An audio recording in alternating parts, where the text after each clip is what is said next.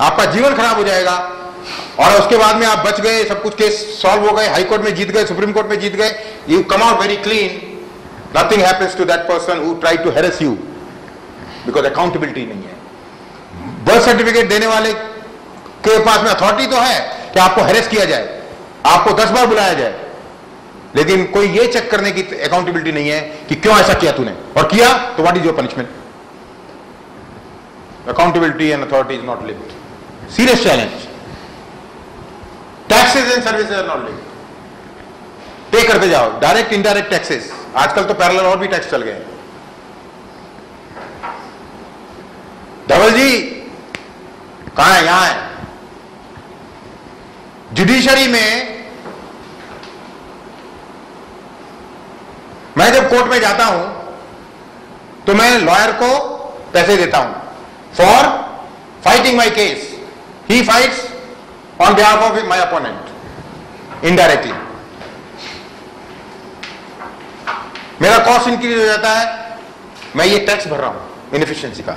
Services और tax are not linked at all. Now आपने अगर प्रॉपर्टी टैक्स भरा है, आपकी रिस्पॉन्सिबिलिटी है, गवर्नमेंट की responsibility to deliver at least good road to you, not linked. आप पैसा भर रहे हो, पता ही नहीं कहां जा रहा है। एक इंपॉर्टेंट यहां पर फैक्टर लेकर आऊंगा मैं। आपने स्टैंप ड्यूटी का नाम सुना होगा, बिल्डर भी होंगे यहां पर कुछ। What is the stamp duty means to you? Why government should collect stamp duty? मैं मानता हूं कि स्टैंप ड्यूटी जरूर कलेक्ट करनी चाहिए, सही करनी चाहिए, करनी चाहिए, बट गवर्नमेंट को मेरा टाइटल गारंटी देना करना चाहिए।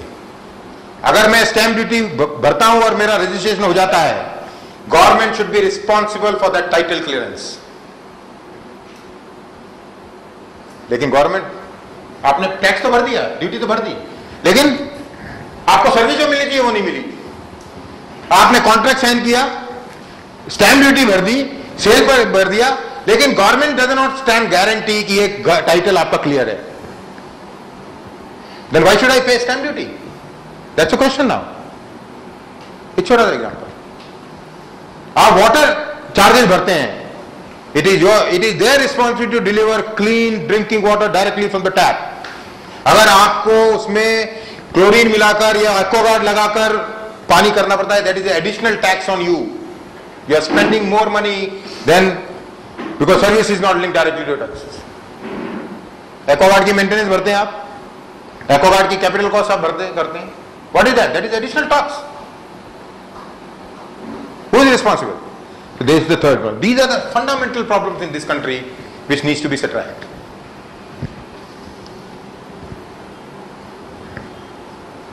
Who will set right? Therefore, दो कंडीशंस का जरूरी है पूरा होना, तब जाके वो होगा। इसीलिए मैं अपने कलीग्स को सबको कहता हूं, जब तक ये दो कंडीशंस पूरी नहीं होंगी तब तक चेंज डिफिकल्ट है। करते रहना चाहिए, हमको कोशिश करते रहना चाहिए, लेकिन डिफिकल्ट है। एक, a new crop of leaders have to come out. Lok Satta is the platform nurturing those leaders, a democratic, transparent platform to nurturing their leaders. Second, assertive citizen. Citizen needs to assert themselves that we want real change, we don't want change of players alone. Therefore, people will have to think कि अगर मैं vote दे रहा हूं, मेरे हित में दे रहा हूं, किसको दूं, किसको नहीं दूं। इसलिए अगर नया पॉलिटिकल प्लेटफॉर्म है, उसको भी मैं समझने की कोशिश करूंगा। अगर वो अच्छा है तो मैं उसको वोट दूंगा, चाहे वो जीते नहीं जीते, लेकिन कंटिन्यूसली उसको वोट देता रहूंगा। मैं एक न एक दिन जीत जाएगा। और अगर सिटीजन असर्टिव बन जाए तो ये करंट पॉलिटिकल पार्टीज भी लाइन पर आ जाएंगी। ये प्री कंडीशंस हैं उसकी।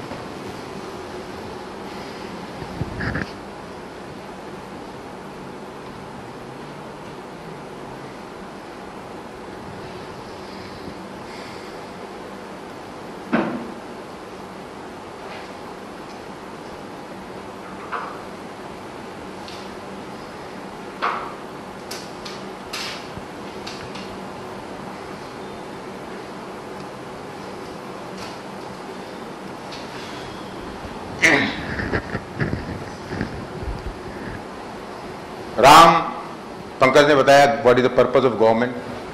गवर्नमेंट की जरूरत क्यों है? सिंपल, गवर्नमेंट का पर्पज है ऐसी कंडीशंस एनवायरनमेंट क्रिएट करे जहां पे अच्छा बिहेवियर करना आसान हो और गलत करना मुश्किल हो, difficult to do evils. What is this? Government is there for to make it easy for people to do good and make it difficult to do evil. Simple purpose of the government. Nothing more, nothing less. सारे actions, inactions of the government should be designed in this manner.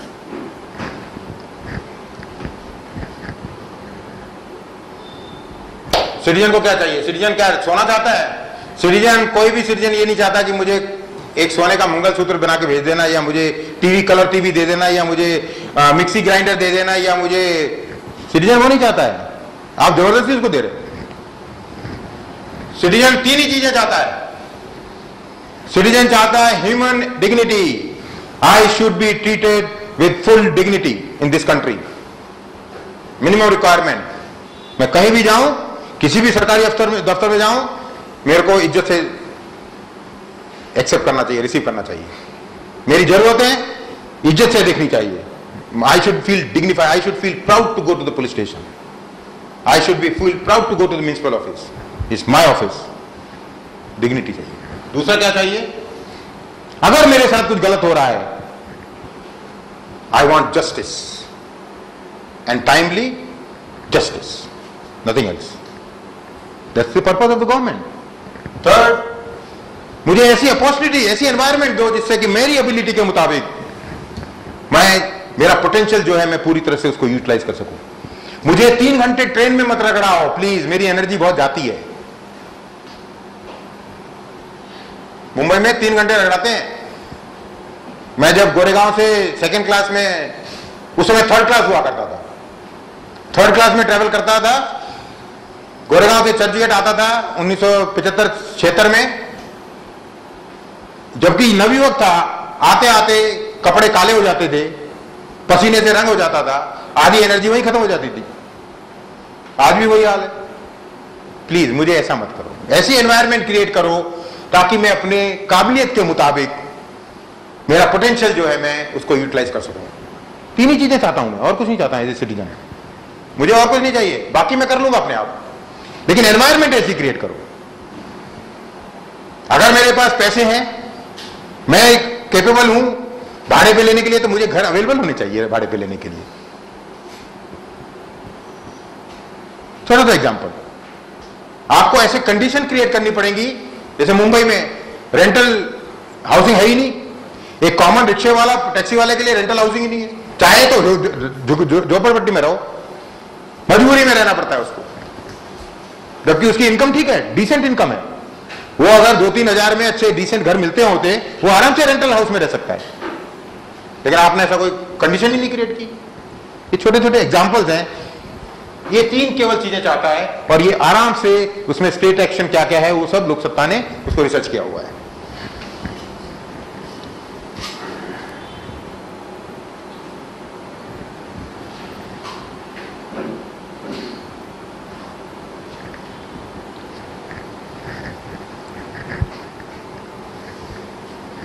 In a same democracy, a democracy which is functioning, जो democracy function करती है उसमें political process should resolve these issues automatically.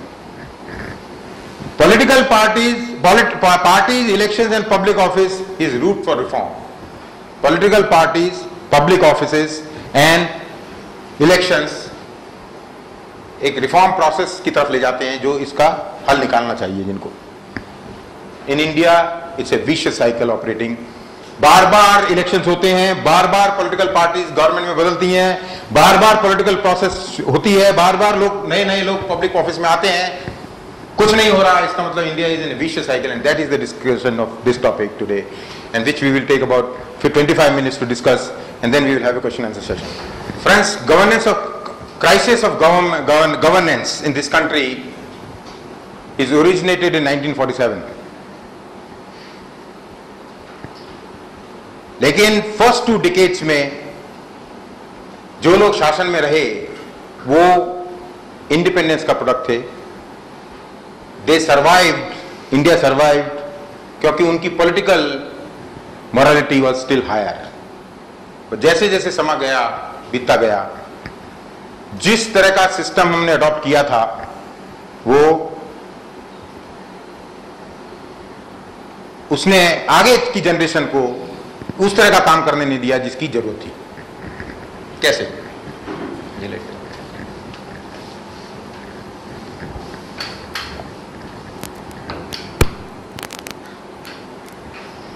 For running a country, nation, state, society एक vehicle की तरह, गाड़ी की तरह, कॉमन फेट, सभी का उसमें कॉमन फेट है, सभी लोग उसमें एक दूसरे से जुड़े हुए हैं, क्योंकि एक उसमें बहुत अच्छा कर लेगा, दूसरा नहीं करेगा तो भी बैलेंस बिगड़ जाएगा। Some kind of reasonableness should be there, एक गाड़ी की तरह है। और उसमें 3 चीजों की आवश्यकता है। गाड़ी, अगर गाड़ी अच्छी चले तो 3 चीजों की आवश्यकता है। एक,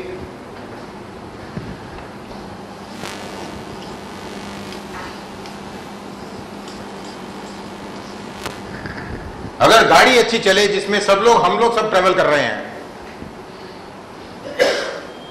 तो उसका ड्राइवर बहुत अच्छा होना चाहिए, नहीं तो एक्सीडेंट के चांसेस हैं। वेल ट्रेंड होना चाहिए, इंटेंशन अच्छा होना चाहिए, सोचा समझा समझदार होना चाहिए। मतलब है इस देश अगर गाड़ी की तरह है तो इसके लीडर्स बहुत अच्छे होने चाहिए। केवल गाड़ी का ड्राइवर अच्छा होगा तो ठीक रहेगा?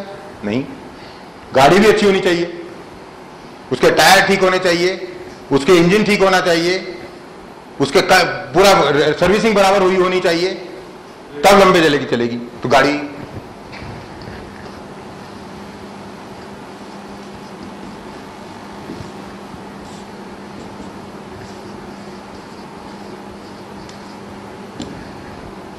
What is this vehicle? Institutions, Election Commission of India, Parliament, Executive, Legislative governments, ये सब इंस्टीट्यूशंस उसी व्हीकल के कलपुर्जे हैं जो सब परफेक्ट होने चाहिए, सब ठीक ठाक काम करने चाहिए, अकाउंटेबल होने चाहिए, ट्रांसपेरेंट होना चाहिए, डिलीवरी करने चाहिए, ऐसे होने चाहिए। तो इंस्टीट्यूशंस।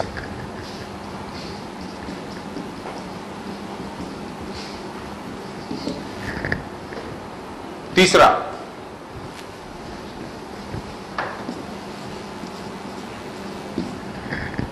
रोड भी अच्छी होनी चाहिए। रोड अच्छी नहीं होगी तो गाड़ी नहीं चलेगी, और रोड होगी नहीं तो गाड़ी कहां से चलेगी? तो good driver, vehicle and road तीनों होने चाहिए। रोड की सरफेस जितनी स्मूथ होगी गाड़ी इतनी स्मूथ दी जाएगी, रफ होगी तो लिमिट चलेगी। रोड क्या है?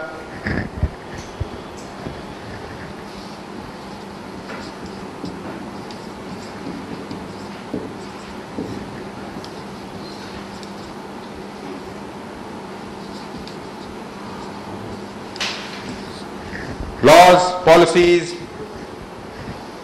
गवर्नमेंट ऑर्डर्स, रूल्स, जब तीनों अकाउंटेबल और तीनों अच्छे होंगे तो चलेगा। अब हमने क्या किया, 1947 में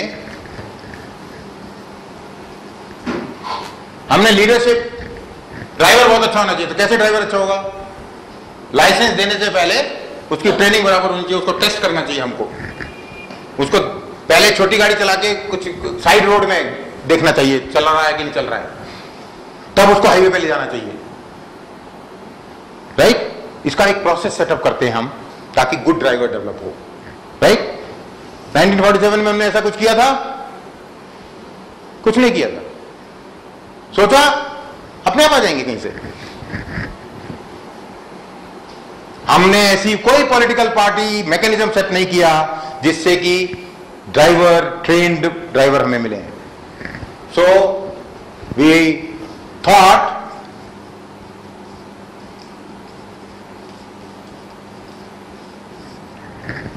we never gave any thought to the political parties.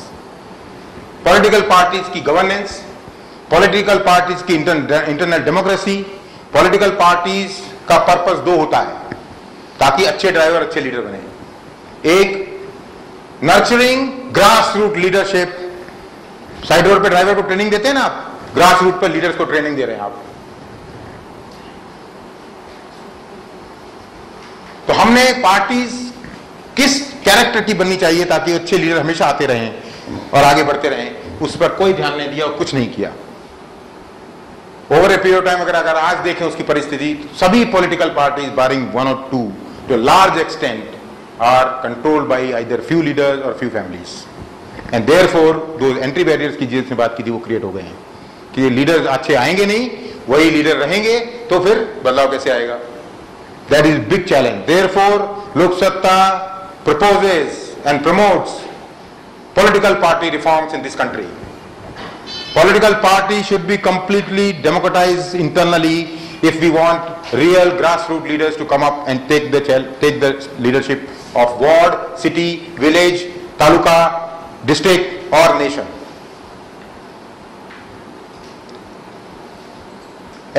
Recent example is Barack Obama. क्योंकि वहां पे पॉलिटिकल पार्टीज आर डेमोक्रेटिक, एक अननोन फिगर विद इन 2 साल के अंदर प्रेसिडेंट का कैंडिडेट बन गया, प्रेसिडेंशियल कैंडिडेट बन गया, क्योंकि पार्टीज आर डेमोक्रेटिक। मेंबर्स को उसने कन्विंस किया कि मैं अच्छा लीडर बन सकता हूं।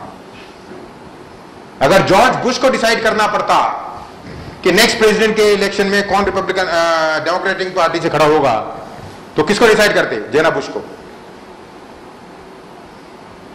लेकिन parties are democratic, therefore they can throw a genuine grassroot leadership. वो परफॉर्म नहीं करे नहीं, वो दूसरी बात है, लेकिन कोई मैकेनिज्म नहीं है इंडिया में टू ब्रिंग दैट। उसमें कंप्लीटली पॉलिटिकल पार्टीज फेल हुई। दूसरा, पॉलिटिकल पार्टी का क्या होता है काम? पॉलिटिकल पार्टी एक ऐसा मंच होता है जहां पे सोसाइटी से और देश से रिलेटेड इश्यूज पर डिबेट होनी चाहिए अंदर।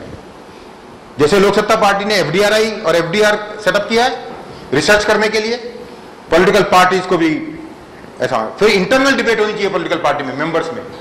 उसमें से जो निष्कर्ष निकलता है, then that should go to the parliament assemblies and all that for discussion.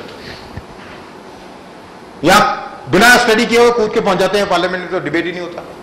आपने देखा होगा पार्लियामेंट्री सिस्टम में कम से कम national parliament is working slightly better. State legislatures की वर्किंग एकदम पैथेटिक है, कोई डिस्कशन नहीं होता मीनिंगफुल, क्योंकि वहां पे मैकेनिज्म ही बिल्कुल नहीं है। It's a serious challenge of leadership. Political party reforms unless करेंगे तब तक ग्रासरूट लीडरशिप में आएगा। नंबर 2,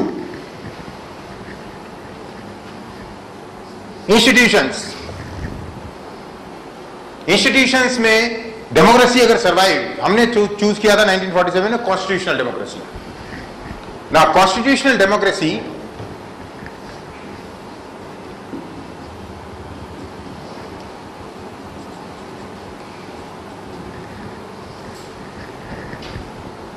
कॉन्स्टिट्यूशनल डेमोक्रेसी में 4 चीजें वेरी इंपॉर्टेंट है, 5 चीजें रादर। एक,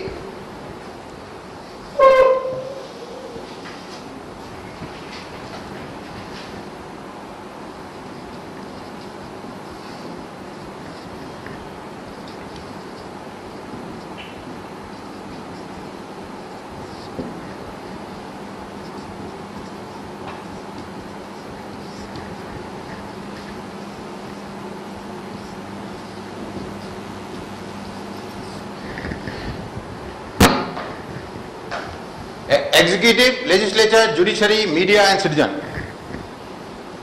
आपका जो सिटीजन हो वो बहुत ही एक्टिव होना चाहिए डेमोक्रेसी में, तब डेमोक्रेसी चेक में रहती है, वो रहती है। बट उसको एक्टिव बनाने के लिए कुछ ऐसा मैकेनिज्म तैयार करना पड़ेगा ताकि वो इजी एक्टिव हो। आप उसको ये नहीं बोल सकते कि आप रोज पसीने में जाओ, तकलीफ दो, फिर एक्टिव बनो, नहीं बनेगा, बन नहीं सकता, उसकी कैपेबिलिटी नहीं है। आपको ऐसे पॉलिटिकल प्लेटफॉर्म्स और गवर्नमेंट प्लेटफॉर्म बनाने पड़ेंगे उसके घर के पास में, जिसमें कि वो एक्टिव बन सके। इसीलिए we are talking about decentralisation. Solution में मैं आता हूं धीरे धीरे। पहले एग्जीक्यूटिव, ये 4-5 जो है ये they should work as independently as possible, क्योंकि कॉन्स्टिट्यूशनल डेमोक्रेसी में तभी सर्वाइव करेंगे जब एक इंस्टीट्यूशन दूसरे इंस्टीट्यूशन के ऊपर बैलेंसिंग चेक रखेगा। हमने क्या किया,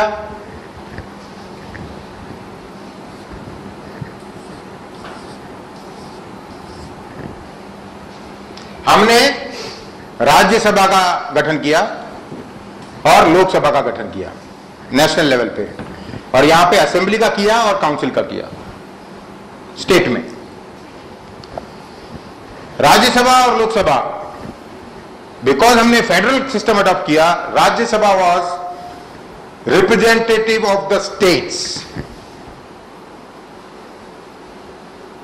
हमने कई अपने देश को गवर्नेंस के पॉइंट ऑफ व्यू से, अच्छे एडमिनिस्ट्रेशन के पॉइंट ऑफ व्यू से कई भागों में डिवाइड किया, जिनको स्टेट्स कहते हैं।